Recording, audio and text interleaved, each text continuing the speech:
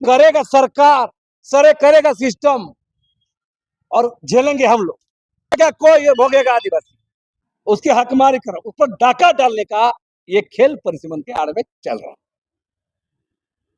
अभी की राजनीतिक स्थिति देखिए, लोकसभा जनरल, दोनों विधानसभा जनरल, एक से छत्तीसगढ़ का माननीय रघुवर दास जी चुनाव जीत के मुख्यमंत्री बना झारखंड का, और दूसरा सीट से बन्ना गुप्ता बिहार का आदमी चुनाव जीत के यहाँ पर मंत्री बना। तो 24 जिला से लोग भारी संख्या में हुंकार भरकर लोग पहुंच रहे।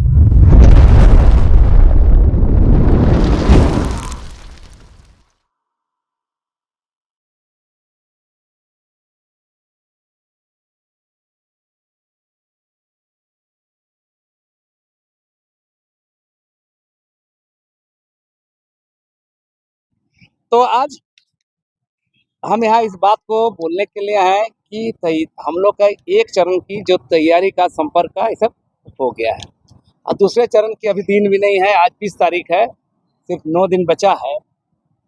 तो इस संदर्भ में झारखंड के चाहे कोल्हान हो, चाहे उत्तर छोटानागपुर हो, दक्षिण छोटानागपुर हो, तमाम प्रमंडल के जिलों में तैयारी चल रही है। जैसे छोटे छोटे सभाओं के जरिए, मीटिंग के जरिए, जनसंपर्क के जरिए तैयारी चल रहा है, और हम लोग बताने की कोशिश कर रहे हैं कि परिसीमन की आड़ में आदिवासियों की आरक्षित सीट जो घटाने की साजिश हो रही है, इसी के खिलाफ ये महारैली आयोजित है।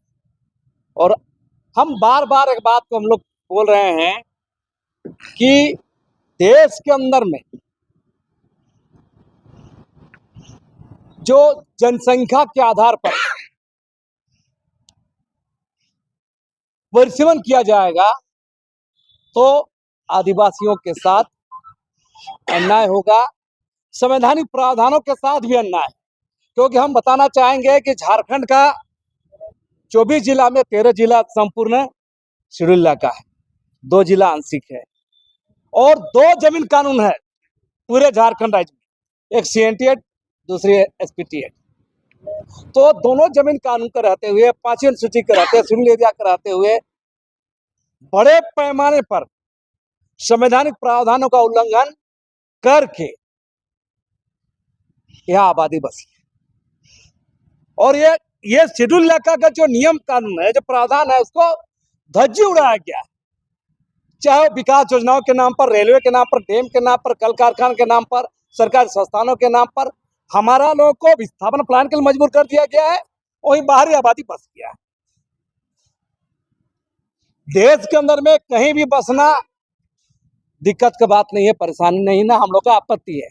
आपत्ति इस बात का है जो संविधान में 5वीं अनुसूची चिन्हित किया गया है, शेड्यूल एरिया चिन्हित किया गया, आर्टिकल 244 चिन्हित किया गया है, वहां पर भी उन तमाम संविधान प्रावधानों को उल्लंघन करके दूसरे में झारखंड में जो 2 जमीन कानून, इसका भी उल्लंघन करके बसा है। और हमको भी कहा जा रहा है कि आबादी के अनुरूप में जनसंख्या के आधार पर आपका सीट निर्धारण होगा। ये तो हम लोग के साथ अन्याय है, क्योंकि संविधान, भारतीय संविधान बनने के साथ ही शेड्यूल एरिया चिन्हित किया गया था, जो आज झारखंड के 13 जिला संपूर्ण, 2 जिला आंशिक है। संविधान बनने से जमीन कानून है, CNT SPT बना हुआ है। तो आप गौर कीजिए, शेड्यूल इलाका का कस्टोडियन राज्यपाल होता है, तो आज तक किसी भी राज्यपाल ने इसको 5वीं अनुसूची का उल्लंघन हो रहा है उस पर कोई कार्रवाई नहीं की, न कोई राष्ट्रपति किया है, न कोई केंद्र सरकार किया है। तो करेगा सरकार, सरे करेगा सिस्टम और झेलेंगे हम लोग। और इसीलिए हमारा कहना है कि परिसीमन की आड़ में आदिवासियों की आरक्षित सीटें घटाने की जो साजिश होगा, इसका विरोध होगा। क्योंकि आबादी के जनसंख्या को आधार बनाकर करिएगा ये दिक्कत, क्योंकि जो जनसंख्या बसी है इससे जिम्मेदार आदिवासी नहीं है। मैंने करेगा कोई, ये भोगेगा आदिवासी। और इसीलिए ये हम लोग बता रहे हैं गांव-गांव जाकर कि हम लोग के साथ इन 75 वर्षों में संवैधानिक प्रावधानों का उल्लंघन कर जो आबादी बसी है, जो आदिवासियों के खिलाफ अक्षम्य अपराध है, उनका आज डेमोग्राफी चेंज हो रहा है, उनके राजनीतिक अधिकार खत्म हो रहे हैं, उनके संवैधानिक अधिकार पर हमला हो रहा है। इसका भरपाई कौन करेगा? और इस बात को जब अगर वाकई इस देश के अंदर में संविधान है, वाकई ये देश लोकतंत्र है, वाकई यहाँ कर जो संसद है, विधानसभा है, तो इसको सोचना चाहिए, विचार करना चाहिए। हम इस बात को इसलिए कहेंगे कि इसका भरपाई कौन करे? और हमारा कहना है कि जो संसद में बैठे लोग हैं, भारत सरकार है, जांच करे 75 साल में जो संवैधानिक प्रावधानों का उल्लंघन है, उसका भरपाई कौन करे? हमारा विरोध परिसीमन को लेकर नहीं है, हमारा विरोध है परिसीमन की आड़ में शेड्यूल एरिया की आरक्षित सीटों को घटाया जा रहा है। आपको पता होना चाहिए कि ये 13 जिला जो संपूर्ण शेड्यूल इलाका है, आप गौर कीजिए कितना सीटें जनरल कर दिया गया। तो आप शेड्यूल एरिया बना के क्यों रखे हैं भाई? और ये किसी सरकार का, कांग्रेस सरकार हो, भाजपा सरकार हो, गठबंधन सरकार, किसी भी सरकार का अनुदान पे नहीं है। ये शेड्यूल एरिया का चिन्हितीकरण भारतीय संविधान में नहीं है और उसका वायलेशन हुआ है, इसका जवाब कौन देगा? और इसी संदर्भ में हम लोग ये महारैली का आयोजन कर रहे हैं और अभी जो दूसरा चरण हम लोग आज से शुरू हो रहा है, जिसे माइकिंग है, पर्चा पोस्टर वितरण है ना, फिर सभा है और रांची, खासकर रांची शहर, रांची ग्रामीण और रांची जिला के आसपास के जिलों में व्यापक अभियान चलाया जाएगा। और हम लोग अपील कर रहे हैं तमाम संगठनों को, आदिवासी संगठन को, कि ये किसी नेता की लड़ाई नहीं है। बहुत लोग तर्क देते हैं कि नेताओं की लड़ाई है। सवाल, आज हम नेता हैं, कल मेरा बेटा बने, कल किसका बेटा बनेगा नेता, कौन कहा जा सकता है? तो हमारा कहना ये आदिवासियों के राजनीतिक अधिकारों पर उसकी हकमारी करो, उस पर डाका डालने का ये खेल परिसीमन के आड़ में चल रहा है। देखिए 30 अगस्त 2026 को मोरहाबादी के ऐतिहासिक मैदान में महारैली का आयोजन किया जा रहा है। इस आयोजन को लेकर के 24 जिला से लोग भारी संख्या में हुंकार भरकर लोग पहुंच रहे हैं, अपने पारंपरिक वेशभूषा के साथ साथ पारंपरिक ढाक नगाड़ा के साथ पहुंच रहे हैं। क्योंकि ये लड़ाई हमारा अस्तित्व का है, खासकर आदिवासी का अस्तित्व का लड़ाई है और ये अस्तित्व को बचाना हम सभी का कर्तव्य बनता है। और कर्तव्य इसलिए बनता है कि आज मान के चलिए कि परिसीमन के नाम पर हम आदिवासियों को अगर सीट घटाया जाएगा, चाहे वो लोकसभा हो या विधानसभा हो, अगर इस पर सीट घटाई जाती है तो हमारी आवाज को, हमारी मांग को, हमारी समस्या को बताने वाला लोकसभा और विधानसभा में जब लोग नहीं रहेंगे तो आपके अधिकारों का हनन निश्चित रूप से होगा।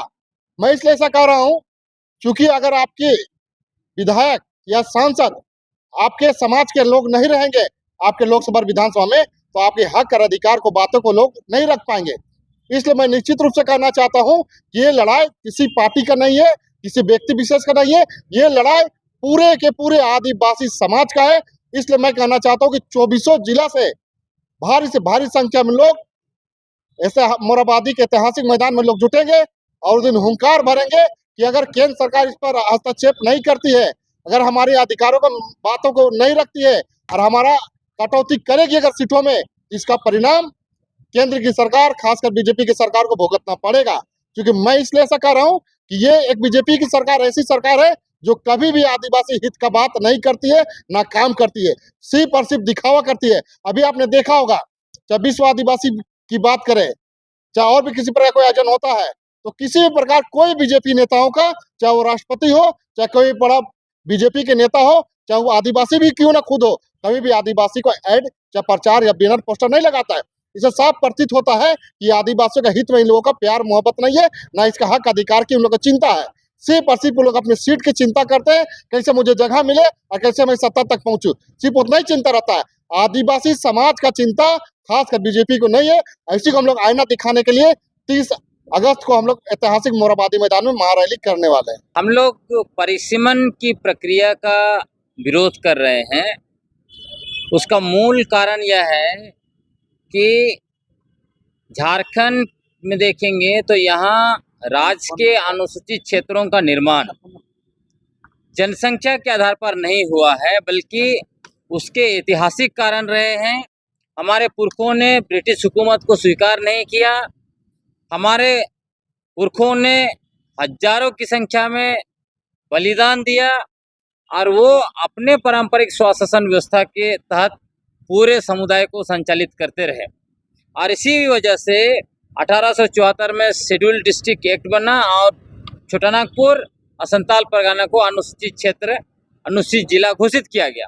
और वहीं से शुरू होकर निरंतर जो है गवर्नमेंट ऑफ इंडिया एक्ट 1935 आया, फिर संविधान की 5वीं अनुसूची बनी और 5वीं अनुसूची का पैरा 6 भी देखिए तो वहाँ भी कहीं से भी जनसंख्या उसका आधार नहीं है। लेकिन भारत का संविधान लागू होने के बाद से विगत 75 वर्षों से निरंतर अनुसूचित क्षेत्रों में लोकसभा, विधानसभा और स्थानीय निकाय में प्रतिनिधित्व जनसंख्या के आधार पर दिया जा रहा है या हम आदिवासियों के साथ घोर अन्याय किया जा रहा है। जिस क्षेत्र का निर्माण जनसंख्या के आधार पर नहीं हुआ है। दूसरी बात, यहाँ विकास के नाम पर बड़े बड़े उद्योग लगे, डैम बनाया गया, खदान खोले गए, बाहरी जनसंख्या बाढ़ की तरह आ गई, आदिवासी विस्थापित हुए, पलायन हुआ आदिवासियों का, और अभी कह रहे हैं कि अब आपकी जनसंख्या कम हो गई इसलिए आपका कुर्सी भी हम कम करेंगे। तो इसीलिए विरोध हो रहा है कि ये परिसीमन जो है हम आदिवासियों के लिए राजनीतिक विस्थापन है। पहले हम लोगों को जल जंगल जमीन से, पहाड़ से, नदी झरना सबसे विस्थापित किए। अब हमारा यहाँ 28 कुर्सी बच गया विधानसभा में, उससे भी कह रहे हैं कि विस्थापित करेंगे। इससे नहीं चलेगा। मैं एक आंकड़ा आपको दे देता हूँ। यदि हम झारखंड के अनुसूचित क्षेत्रों की बात करें तो यहाँ विधानसभा का 43 सीट है अभी। तो आप समझ लीजिए सारे के सारे 43 सीट आरक्षित होते तो आदिवासी लोग खुद भी जो है कि बहुमत में होते। लोकसभा का सीट देखेंगे तो अनुसूचित क्षेत्र में 7 लोकसभा सीट है, उसमें से 2 को जनरल कर दिया और 5 हमारे लिए रखा। आप खुद सोच लीजिए, रांची HEC बना, बाहर के लोग आके यहाँ पे भर गए। रांची लोकसभा को जनरल कर दिया, हटिया को रांची को जनरल कर दिया और कांके को SC को दे दिया। उसी तरह जमशेदपुर 24 आदिवासी गांव को कब्जा करके टाटा बैठा। 100 साल के बाद आदिवासी 95% से 5 में आ गए।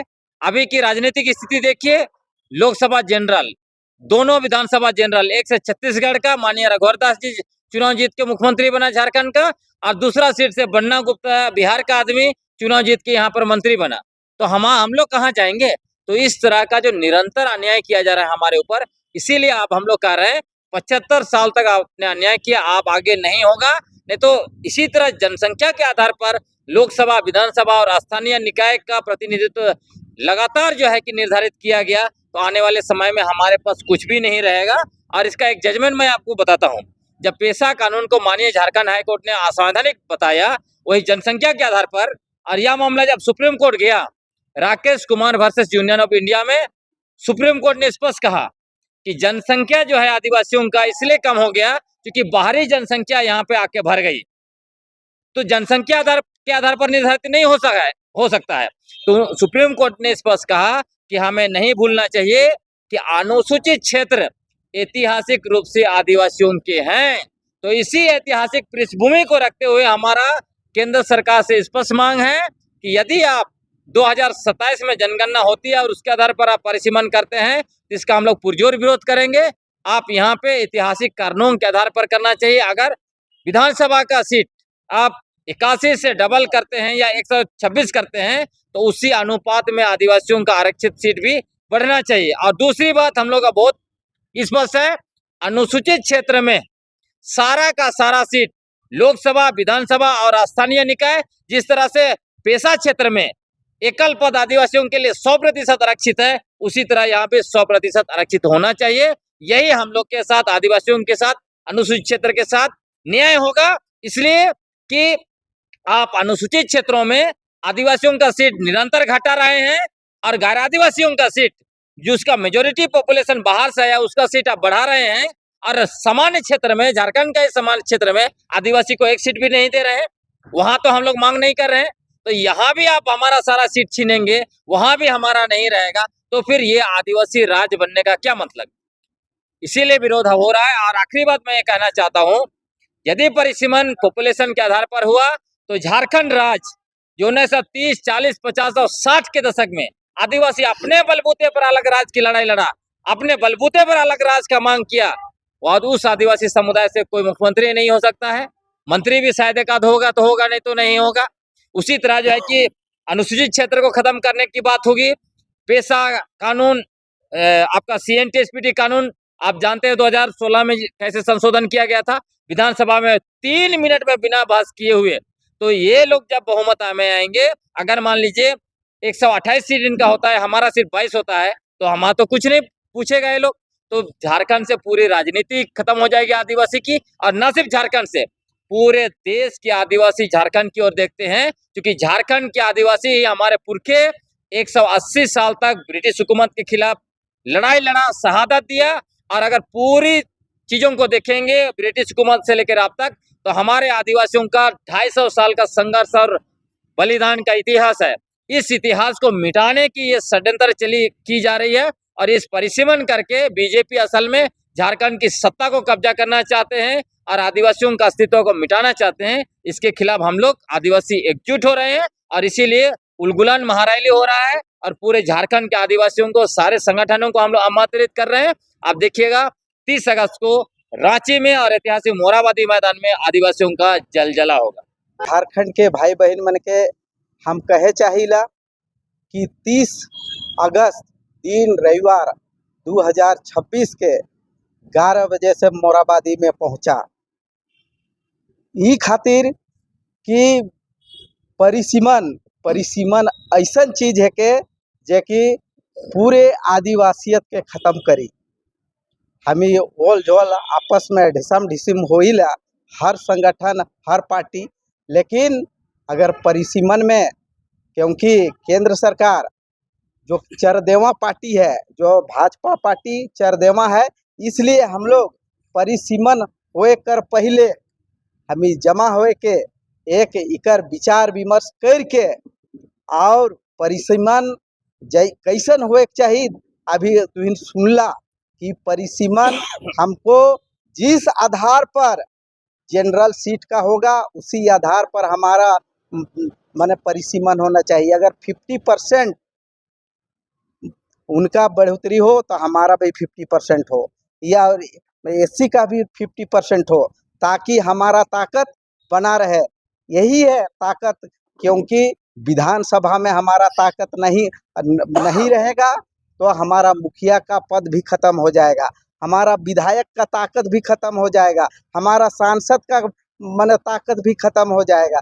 और जो अभी 28 विधायक हैं, उनसे भी हम अपील हम लोग करते हैं कि 30 अगस्त को आप अपने क्षेत्र से मन पार्टी साटी से उठ करके आप आदिवासियत को देखते हुए अपने लोगों को भेजिए, और आप भी आइए, ये हम लोग अपील करने आए हैं। नहीं तो आप कहिएगा कि उसका पार्टी इसका पार्टी। और आप MP में देख चुके हैं, MP में मध्य प्रदेश में, वहाँ पर आदिवासी पूरा देश का ज़्यादा लोग है, सबसे ज़्यादा माने MP में जनसंख्या हो आदिवासी में लेकर, और सीट भी है, लेकिन वहाँ आदिवासी लोग को पूछता नहीं है। इसीलिए यहाँ का अस्तित्व का सवाल है, यहाँ का जमीनी हकीकत का सवाल है। इसलिए सभी झारखंड के भाई बहन मैंने के अपील करीला कि बिना सोचे समझे पूरे रांची कर 54 वार्ड और पूरे झारखंड कर ग्रामीण क्षेत्र से भी एकदम पूरा अपने से मोरहाबादी पहुँचे थे। 30 अगस्त दिन रविवार 2026 झारखंडी जोहार।